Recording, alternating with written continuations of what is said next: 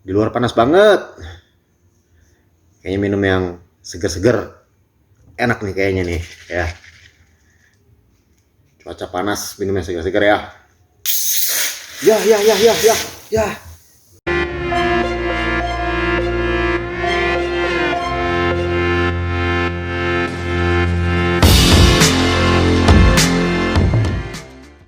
Ya, tumpah dah. Ya. Ya udahlah, nggak apa-apa lah. Dari kebodohan yang barusan terjadi, gue jadi belajar sesuatu teman-teman gitu ya.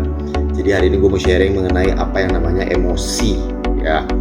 Semua orang pasti pernah ngalamin yang namanya emosi ya. Beberapa orang ada yang cukup punya kesabaran yang baik sehingga emosinya tidak gampang meluap-luap gitu ya. Tapi buat sebagian orang ada yang kayak gue gitu ya, gampang banget kesulut emosinya gitu ya. Nah, dari kebodohan barusan gue belajar kalau di dalam minuman ini tuh ada sodanya. Soda itu bicara tentang emosi kita gitu ya. Jadi kalau sebenarnya kalau gue pikir-pikir kuncinya cukup sederhana sih ya. Kalau kita diperhadapkan sama satu situasi yang mengharuskan kita untuk mungkin berselisih, mungkin bersitegang gitu ya, berseteru gitu ya, pasti adalah emosi-emosi yang muncul gitu ya secara otomatis gitu. Nah, kalau gue pikir-pikir dari kebodohan tadi, simple ya, kuncinya cuma satu. Kalau kita udah emosi, ya tutupnya jangan dibuka, kan gitu ya kali ya. Jadi kalau misalkan gua teman-teman gitu ya lagi ngerasa nih, aduh emosi gua kepancing nih gitu kan ya, ya udah tutupnya jangan dibuka, biarin tutup aja. Nah, tutupnya apa om? Yes, bener, tutupnya adalah mulut kita teman-teman gitu ya. Jadi kalau misalkan kita ada dalam satu kondisi yang memancing emosi kita, sebaiknya ya udah kita diem aja dulu kali ya gitu. Kita diem dulu gitu, kita ambil waktu dulu gitu ya, sampai sodanya agak turun teman-teman. Karena kalau sodanya udah agak turun gitu ya, emosinya nggak akan meluap-luap gitu ya. Kalau udah turun sodanya, coba baru kita obrolin, buka tutupnya pelan-pelan teman-teman ya. Pelan-pelan kuncinya ya, diomongin pelan-pelan gitu ya. Nah, kalau udah diam dulu, aman, nggak meluap-luap lagi emosinya. Lagi pula kalau gua pikir dalam setiap dalam setiap perselisihan, dalam setiap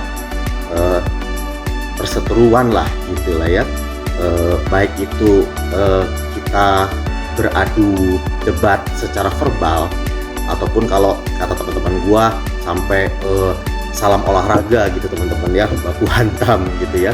Menurut gua sih sebenarnya ujung-ujungnya walaupun kita merasa menang atau memang kenyataannya kita menang, tapi sebenarnya tuh nggak ada yang menang sebenarnya teman-teman, karena semuanya kecipratan getahnya. Intinya kalau teman-teman ada di sini, teman-teman bisa lihat meja gue ikut tumpahan, celana gue ikut tumpahan gitu kan ya.